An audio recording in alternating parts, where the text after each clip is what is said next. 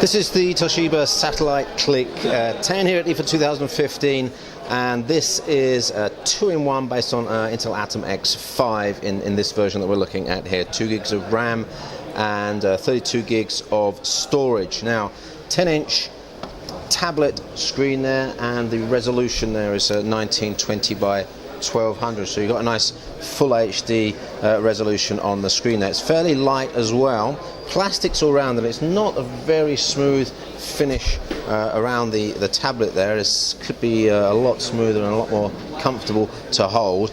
And let's see if we can get that screen rotation. Screen rotation doesn't seem to be working on that one. This is a prototype, by the way, but I point that out. So the interesting thing about the Satellite Click model is you get a battery in the tablet and a battery in the base unit as well. Of course, that adds up to huge battery life. In this case, 50 watt hours in total, and that's going to be well over 10 hours of web productivity, and Toshiba are quoting over 14 hours of video playback. That would be at low screen brightness, I guess. Now, going down to the keyboard area here, it's not such a good story. Yes, this is a prototype, but I don't think much is going to change in the keyboard area. The keyboard keys themselves are okay, well spaced, good feel. There's not so much feedback on them, and there's no really strongly felt click point on the keys, but it's the touchpad that I'm a little bit more worried about. This is a very, very spongy feeling touchpad. You're going to have to double tap to click on this, because the actual the physical press down on it is very spongy, and yeah, not confidence inspiring at all. So let's just take a look at the connectivity on this. We've got micro USB, and that's charging and data. That's the only charging and data port on the tablet itself. There's no USB-C on here. Micro HDMI, there's a headset port, micro SD card up to 128 gigs of expansion there. There's the Windows button, and then on the top you get a power button and the volume rocker button there. On the other side, just the speaker port. There's a stereo speakers on here, sorry, speakers there. And on the back you get an 8 megapixel autofocus camera. The base unit has a full-size USB 2 port. There's no USB 3 on this device, and also full-size USB 2 port on the other side as well.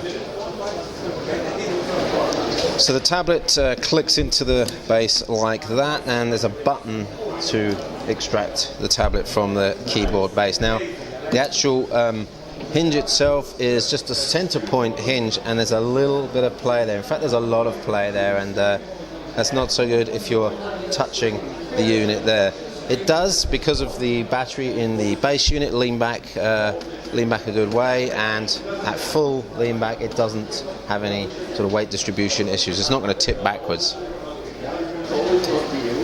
The casing is plastic, and it looks like that sort of plastic that's going to scratch fairly easily. It's a fairly cheap plastic. There's no friction surface on it either. On the bottom is a matte plastic finished as well, and I'm just looking at the hinge, and you can see a bit of play in the hinge there. Now remember, this is prototype here. Let's hope they tighten that up, because that could be a real issue for the Click 10. Total weight though is 1.1 kilograms, so bear in mind you're getting a 10-inch Full HD screen here with Intel Atom X5, 2 gigs of RAM, potentially 4 gigs of RAM. They could actually do a 4 gig version of this, which make it very interesting. And the 50 watt total battery capacity in this is going to give you a lot of productivity time in 1.1 kilos, which is pretty unique amongst the two-in-ones.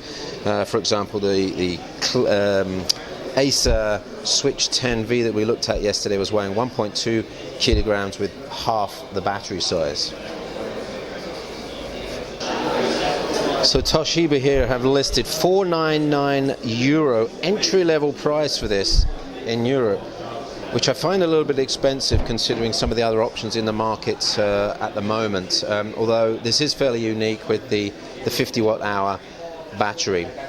Intel Atom X5, Windows 10 at home. You've got the 32 gig SSD, 2 gigs of RAM, 8 megapixel rear camera, 2 megapixel front camera. Of course, Miracast is supported. It's a Broadcom Wi-Fi chipset inside, and a Toshiba eMMC disk or a flash drive in there as well.